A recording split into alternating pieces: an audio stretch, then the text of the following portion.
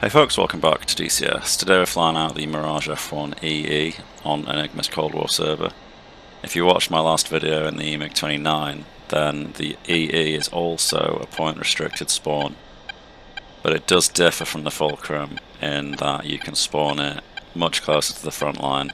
And it actually has way more combat range than the Fulcrum does. So you can loiter with this thing and stay on station for much longer without having to micromanage your fuel quite so much, which gives you a few more opportunities to get stuck into the fight, and it's a lower point cost to spawn as well, so you don't have to be quite so careful with it.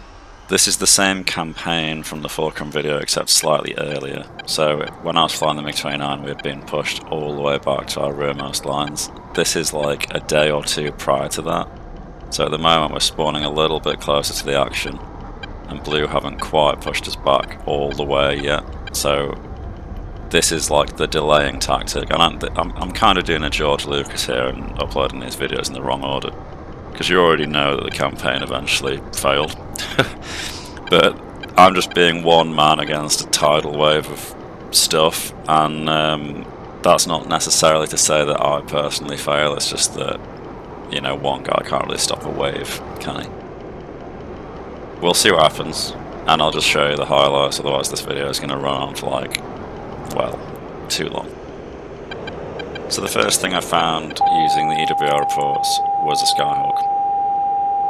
Now, I obviously have a range advantage and also an aspect advantage with the Mirage F1EE, because we have Fox 1s, and our radar modelling is quite basic, so where the Phantom would struggle to lock something below it because of ground interference, the F1 doesn't have that modelled yet, so it's actually really easy to lock people up. I don't think there's actually any penalty modelled at all for locking stuff that's against the ground, so we can just lock him up, close in, and just use the radar to track him. The Skyhawk does have an RWR, but it's quite rudimentary, and it's just auditory. There's no direction, there's no display.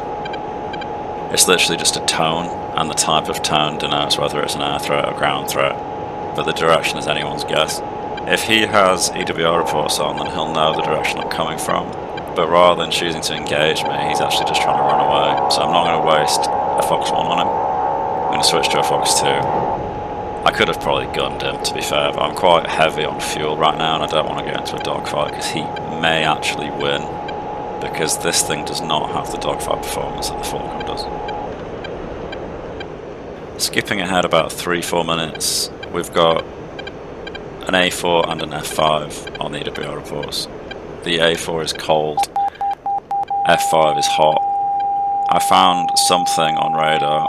The radar on the Mirage F1 does not have IFF, and the EWR reports, unless you choose it to show you friendlies, are only going to display hostiles, so you have to get good at predicting when the thing that you found is tied up in a dogfight. So if on the EWR reports it changes the aspect, so like right now it says he's flanking right, if he changes to hot, cold, flanking left, then you can tell he's probably rating or turning around with something. And you got to ask yourself, what is that thing? Like, is he in a dogfight with a teammate? Is he the one? Is he the aggressor? Is he the defender? You got to be careful with when you launch on stuff. So I was following the EWR reports, and I could tell from the aspect change that this was going to be a hostile. I accidentally fired both of my missiles. I think that my stick's getting a bit old. Pickle button's a bit iffy, so I'm going to have to be careful with that. As we fly over the wreck, we spot the A4. There's also a hind and a frogfoot that was in the mix, so I've got to be careful not to get caught up on the wrong target. Down to just one AIM-9P heater, and like I said before, I'm still actually quite heavy on fuel. This thing can go for like an hour and a half if you're not burning, and it carries a shitload of fuel, like 3 tons plus, nearly 4. Not feeling the aspect here, but we go for it anyway, and it ends up going for the sun, so that was a bit of a waste. Thankfully the radar gun sight's pretty decent, so we take our shot and it actually pans out, and we're now Winchester on missiles, so we're just going to head back to Real. One thing I forgot to mention, and I'm not sure why it is the way that it is, but you can only take one AIM-9P3 and one AIM-9P on the Mirage at the moment. So I'm having to be careful about what I engage first, so I'm saving the better Fox 2 for the worst targets. Bit of a scramble to get back up in the air for this one because there's a Skyhawk bearing in. He's currently at 11 miles, but he was at 20 as I was finishing my rearm, so I was slightly worried he was going to reach the airbase and maybe kill me on the ground before I had a chance to retaliate. Not sure if he's aware of me at all. It might even be the same guy as earlier, but obviously we've got the Fox 1s, and if he's just going to keep flying in a straight line towards me, then I'm just going to wait for him to get as close as I dare before we launch so that he has as little chance as possible to defend against it. So we fire at about 3.5 miles. He changes nothing about his trajectory. He actually gets hit by, I think, the airbase just before our missile connects, or maybe he ripped his wings from overduing, it's hard to tell, but I got the credit either way, so I'm a happy camper. Moving on to the next one. About 4 minutes later, following the EWR reports, we find an F5. He's up at altitude, so he's immediately a threat to me because, like, I'm heavy with fuel and I'm a bit of a bus, but I can engage him head on, so anyone that's high up, anyone that might have an energy advantage over me, or any kind of advantage over me to be honest, we're going to focus them primarily. Obviously he's a fighter as well, so taking him out means that I can more freely engage their attackers, which are our real focus. He must have forgotten that I can take Fox 1s because he just flies head on straight into me. Moving on, we find a Skyhawk very close to him. I'm not sure if they were in a two-ship together, but he didn't provide very good support if they were. This Skyhawk is laser focused on getting his bombs off on this ground unit, and he actually gets shredded by the shulkers down there. Probably would have actually gone down if I'd done nothing, to be honest, but my Sidewinder does take the kill for that one. On the radar to my 1 o'clock, 13 miles, there is a contact, and the EWR reports say that it's a Tomcat. So we're going to hope that there's friendly units in the area to keep him distracted whilst we GTFO, because we are down to a single AIM-9P, and I don't fancy my chances. So I'm just going to bug out, head back to base, and rearm.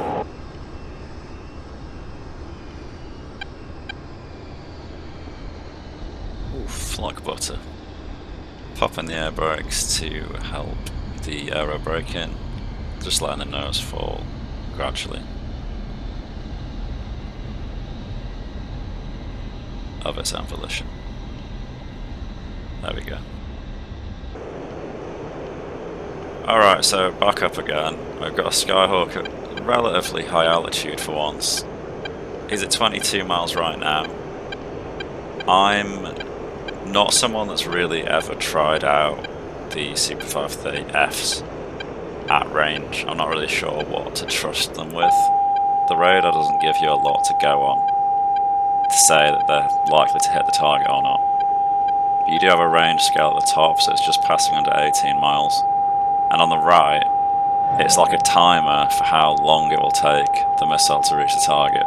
So if I'm understanding it correctly, at the minute when I launched, it's at about 43 seconds.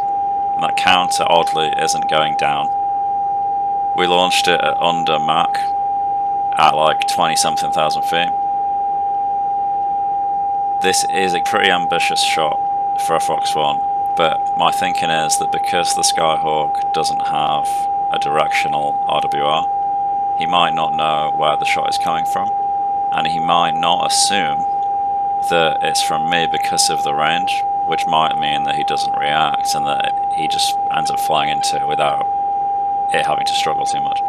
But as we get a little bit closer, he does defend. He defeats the missile, he breaks my lock, and then I lose him in the clouds before I can reacquire him, which is a little bit annoying. So we decide to, rather than, whilst we're heavy and full of fuel, commit to a merge where a Skyhawk will be far more nimble than me and maybe get the upper hand, spot me visually, and fire a Fox 2 at me because I won't know that he's done it. I'd also end up being quite low within Blue's territory, and there is a depot under me which quite often have IR missiles as defense, so I don't really want to get sucked into a fight at low altitude with something that's more nimble than me when there might be an IR SAM threat, so we just bug out. As we bug out, an F5 latches onto our 6. Currently, he's about 9 miles behind me, 10 miles behind me according to the EWR reports. I can actually see him visually, and I reckon that 10 miles is far enough that I can turn around and recommit, get the nose on, lock him up with the HUD lock, ACM mode, and then point blank him in the face with a Fox 1. Problem is that during the rollover I lost visual on him, and although I'm pointing my nose where he last was, the radar isn't capturing him, which is becoming increasingly problematic the closer we get. Around here I do spot him visually. He's 2 miles away, we're waiting for tone. We fire at like 1600 yards, which is ridiculously close. And miraculously it does manage to track and splash him, but yeah, I mean, he couldn't engage me with anything but guns, but there was still the risk of ramming his corpse, which, yeah, played that a little bit too close to the line, I feel like. After that kill there really wasn't a huge amount of stuff going on, so I decided to go back for a rearm again. So just like before, we're maintaining about 170 knots.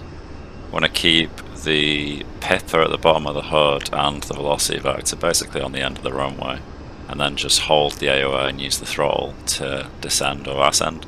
And on this occasion, because I failed to hold the aero braking, we just popped the chute to slow down a bit quicker for a turnaround. So inevitably when you're flying one of these slightly better than average aircraft, there'll be one of those moments where you slightly overcommit and you get yourself into a little bit of a dicey situation. And that's what's coming up here. So radar is showing 3 contacts at least up ahead. EWR says that there's an A10, a Skyhawk, and I think an F4. Yeah, and who knows how many friendlies there might be in that area as well. So we know that we can see 3 contacts. It's easy to assume that the 3 we see are the 3 that EWR is reporting, but we don't actually know that. The hard thing as well with this radar is that as I get closer I'm descending, which means that if I leave my radar angled down to the same extent that it was, I'll end up putting all these contacts outside of the radar scope. So I have to keep manually adjusting for altitude difference the closer we get. I do have something locked up right now. It's climbing vertically, it just fired a missile. Something just got splashed up high. That missile seems to have missed, so we've got 2 contacts high. The thing burning and falling looks like a phantom wreck to me, and it says that a MiG-15 actually just killed the phantom in the chat. That might be the MiG-15 that's going down in front of me, but it could just as easily be something else. It's quite hard to ID things from this kind of distance. So, generally speaking, if there's something leaving a smoke trail, I'll leave it alone, because it's easy to reacquire stuff that's marking itself. Whatever just splashed, that is right there though, and zooming in, that's clearly a Skyhawk, so we're going to roll up and over and try and get an angle on this guy. I'm checking the reports though, and it says there's actually an A10 hot on me 1 mile away, so if he's hot on me and I'm not focusing on him, he could be threatening me with a Fox 2. So I'm committing to this fight for way longer than I should be, because I'm hoping that the A10 will be quite slow and struggling to keep his nose on me. But he can carry AIM 9Ps, maybe even P3s, so I am popping the odd flare as we go through here, but I don't get that many of them. So here, because I'm pointing towards the sun, I decided to just raise the slats, the flaps, disengage. I can see the A10 back there. We're just going to run towards the sun, sort of weave around a little bit. We're coming off the burner and we're just popping flares as we go, so that if he does fire one at me, it's got the flares and the sun to distract it. Obviously I can out-accelerate an A10 and an A4, so we're just going to keep running until our separation is outside of Fox 2 range. You can actually see a trail there of one that he launched on me. we can obviously out-climb them both as well, so I'm maintaining visual on them. I can see both of them visually right now. Skyhawk's breaking off. A10's continuing in a straight line, so he's going to go up and over. Hope that he's lost me against the sun and the clouds. And we'll drop down on whichever one I manage to keep eyes on, which is going to be the A10.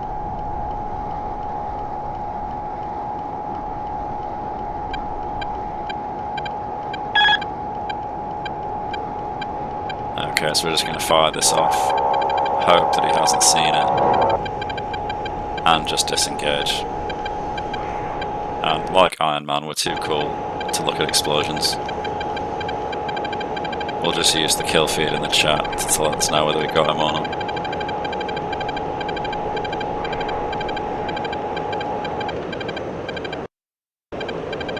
Back in friendly lines. The missile did connect, we got the A10. Moving on to the next engagement. Super simple one, this one. F5 comes head on, close range, low altitude, we just lock him up head on. Blow his face off with a 530. And then we go back for a rearm. Another fairly nice touchdown. Sit for a little bit and rearm, making use of the control F11 feature, just to double check. We can do our own personal BDA.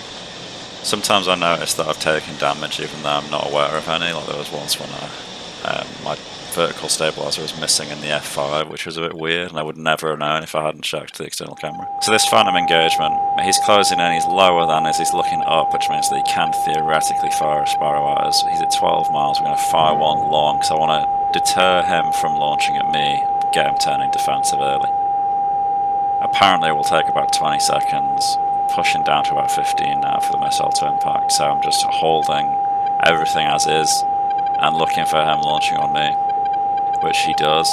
I'm not sure how good the RWR is in this thing, but it did just briefly start beeping. Not sure if that was for his lock or my own radar losing my lock, but we defend anyway. He trashes our missile, we trash his. I start preemptively climbing to cut his turn. He's going one circle into the vertical. That's a bad move because we got the advantage by turning early. We managed to get gun hits on. Not sure what it did, but when the Phantom is damaged, performance drops off significantly. It's pretty tricky to fly that thing well at the best of times without it being asymmetric in certain ways. Rather than going for another head-on shot, we just preemptively begin turning again. So this is the exact same thing that gave us the upper hand at the first merge. And now I'm chasing his tail, trying to go into a 2-circle rather than cutting in front to stay ahead of him in a 1-circle. And it's working, we've got him out in front. I am very, very, very slow though, but he's not doing too hot either.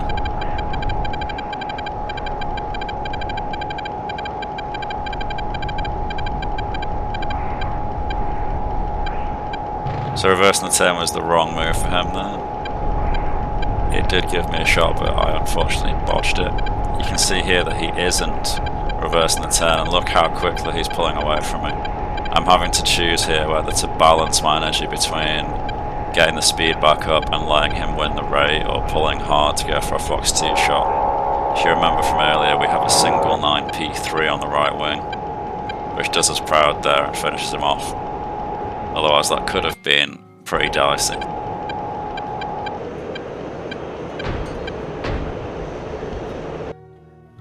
So what eventually ends our reign is a pair of Strellas that hit us. I'm actually amazed that we didn't outright die. It did damage us a bit, but not so much that we couldn't get our bird home. We have, however, lost hydraulics on the air brakes. I can't slow down, so I'm having to do a classic WarThunder wiggle. I also don't seem to have got my velocity vector anymore. And I'm way, way, way too fast, but I can't control it well enough to want to go for a go around. So what we're going to do is drop the gear way above speed. This is much too fast for the gear, but the gear's really draggy, so that'll help us slow down. And as soon as we touch the ground, we're popping the chute.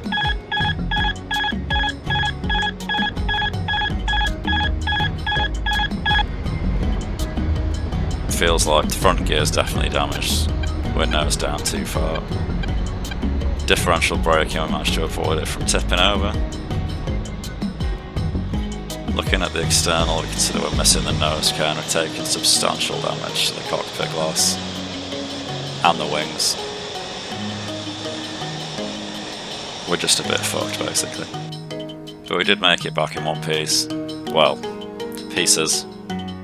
We survived, that's the main thing. So that's a double ace in a day in the Mirage F1. Unfortunately, the AI was what ended my reign. I also had a weird issue where after rearming and repairing, my engine caught fire, but I think it's because I didn't vent the fuel out when I restarted the engine, so it's quite interesting that Aegis actually modelled that. Props to them. I fucking love this thing, honestly. One of my favourite Cold War modules. Highly, highly recommend you pick it up if you don't have it already. And you get 4 aircraft for the price of 1. Excellent bang for buck. Thanks a lot for watching, and I'll see you in the next one. Cheers.